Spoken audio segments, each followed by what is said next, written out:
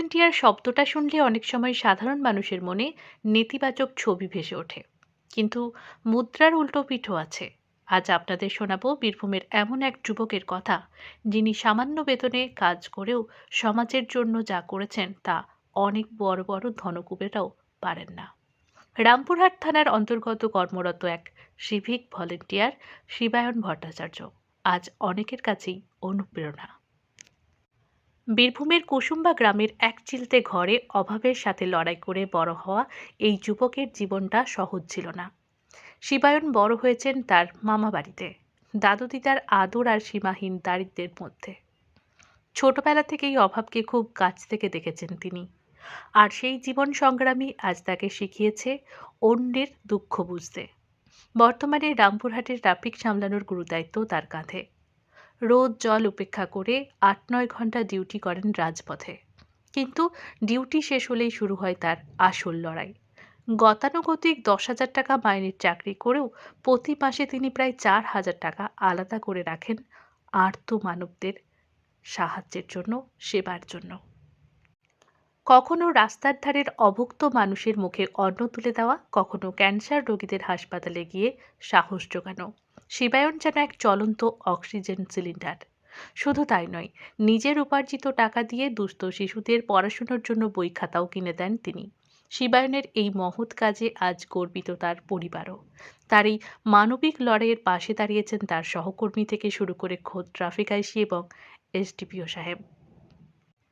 নেতিবাচক খবরের ভিড়ে শিবায়ন ভট্টাচার্যের মতো মানুষেরা মনে করিয়ে দেন, ইচ্ছা থাকলে অল্প পুঁজিতেও সমাজ বদলানো যায়। মামাবাড়ির সেই অভাবী ছেলেটি আজ গোটা বীরভূমের গর্ব। তাকে কর্নিশ জানাচ্ছে বীরভূমবাসী। মানবতা হচ্ছে সবথেকে প্রথম সেবা, এবং মানবতাই পরম ধর্ম, এবং মানবতা হচ্ছে শ্রেষ্ঠ ধর্ম।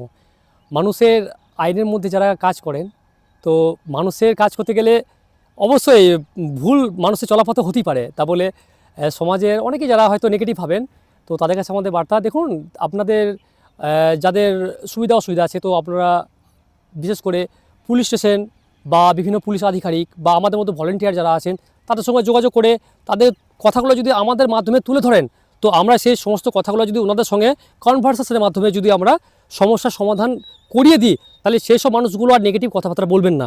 এটা আমার দীর্ঘ বিশ্বাস। হ্যাঁ, ভালো লাগছে। আর নাতি হিসাবে ছোট থেকে তো মানুষ করেছি আমি। হ্যাঁ, ছোট ছেলে এখন এসব কাজ করছে সিভিকে, আমাকে ভালো লাগছে। মোটামুটি প্রায় 19 বছর প্রায় রানিং চলছে। এর সামনের বছর হলেই 20 বছর পূর্ণ হবে। ছেলে খুব কষ্ট মানুষ হয়েছি, ও আমাদের কাছেই মানুষ হয়েছে, আমরা ওনার মামা। তাই ও বর্তমানে যে সিভিক পুলিশের বেতনটা পায় খুব নগণ্য সামান্য, ওতে কিছু হয় না। আমরা খুব তৈরি করছি যে তুমি সমাজসেবা করো। ও প্রথম থেকেই সমাজসেবার কার্যকলাপ করে থাকে। কে সেবা করা এবং তাদের যে সবথেকে বড় আশীর্বাদ, যে আশীর্বাদ শক্তি, তারা যে মন থেকে আমাকে দুহাত ভরে আশীর্বাদ করেন, আর এই আশীর্বাদটা আমাকে শক্তি যোগায়। আমরা খুব গরিব ঘরের ছেলে, ওকে এটা আমরা শিক্ষা দিয়েছি যে যখন তুই বড় হবি, তুই কষ্ট করে পড়াশোনা করেছিস, আমরাও কষ্ট করে পড়াশোনা করেছি, আমরা খেতে পাইনি, জামা পোশাক পাইনি, তা ওকে বলেছি আমরা, যদি তুই কোনো দিন ইনকাম করিস আর চাকরি করিস, তখন তোর ইনকাম থেকে সমাজসেবা করবি, লোকে জামা প্যান্ট দিবি, খাওয়া দাওয়া দিবি।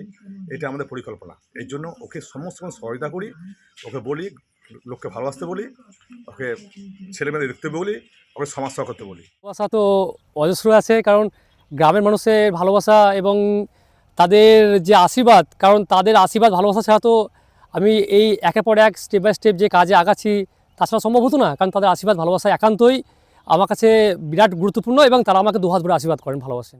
বিশেষ করে মরণত দেহদানের ব্যাপারটা হচ্ছে, প্রথমে আমি দেশের কথা ভেবেছি, কারণ দেশ আমার ভারতবর্ষ তথা আমার দেশের সমাজের যে সমস্ত মানে অঙ্গহীন মানুষ এবং অন্ধ যারা অনেক মানুষ এই হিসাবে কিন্তু তারা সারা জীবন কিন্তু কাটিয়ে দিচ্ছেন। এটা কিন্তু আমাদের একটা চরমতম, কিন্তু তারা নিজেদেরকে মানে একটা সবসময় অভিশাপ বলে মনে করেন, কিন্তু সেটা থেকে বেরোনোর একটা উপায় আছে। এই যে মরণত দেহদান মানুষের প্লেন সাধারণভাবে ডেথ হয় অনেক মানুষের। সেক্ষেত্রে কি হয়, মানে শরীরের মধ্যে যেমন এই যে হার্ট, তারপরে চোখ, এই কর্নিয়া, বিভিন্ন শরীরের অংশ মানুষের ব্রেন ডেথের পর বেঁচে থাকে। সেগুলোকে যদি ক্ষণিক সময়ের মধ্যে আমরা যদি ওগুলোকে ট্রান্সফার করে যদি আমাদের মাধ্যমে ডাক্তার সাহেবরা যদি অন্যের মাধ্যমে ট্রান্সফার করেন, যাদের প্রয়োজন আছে, তো সেসব মানুষরা কিন্তু এই যে চোখের দৃষ্টি ফিরে পাবেন এবং অনেক অঙ্গহীন অবস্থায় অনেকে মানে বেঁচে আছেন। এই কিডনি, লিভার এইসবগুলো যদি তারা অন্যের শরীরের মধ্যে ইনস্টল করতে পারেন, তো তারা কিন্তু সুস্থভাবে বেঁচে উঠবেন। এভাবে কিন্তু একের পর এক যদি আমাদের দেখা থেকে ইয়াং জেনারেশন যদি আগে আসেন, তো ভারতবর্ষের রূপরেখা চেঞ্জ হয়ে যাবে। অনেক ছেলেগুলোকে বই দেয়, পাশে আমাদের খ্রিস্টান মিশনারি আছে, অনেক ছেলেপেলে বই পায় না, ও নিজের বেতন থেকে বইগুলো কালেকশন করে দিয়ে বইগুলো দিয়ে আসে। অনেক ছেলে মেয়েকে কাপড় জামা দেয়, ওর বেতন তো খুব কম, তা আমরা 3-4 মামা আছি, ও কিছু পয়সা দিয়ে ওকে মেকআপ করে দিই। ওর বেতনে কিছুই হয় না, ওই বেতনে সমাজসেবা করা যায় না, ও সব টাকাও ও খরচা করে দেয়। আমরা ঘর থেকে প্রচুর সহায়তা করি, ওকে পয়সা দিই, আমরা সময় খেতেও দিই, আমাদের ঘরে আশ্রয় দিই, মানুষ করেছি, এগুলো সব আমরা দেখাশোনা করি। মানুষকে দেখবেন একটা সময় আসবে, হয়তো আমি বেঁচে থাকবো না, সে সময় এই যে এই মরণত দেহদানের প্রবণতা যদি বেড়ে যায়, তাহলে একটা দিন দেখবেন ভারতবর্ষ অন্ধ অবস্থায় যে কোনো বাচ্চা থাকবে না, একদম পরিষ্কার পরিচ্ছন্ন সব মানুষ সুস্থ অবস্থায় তারা জীবনযাপন করতে পারবেন।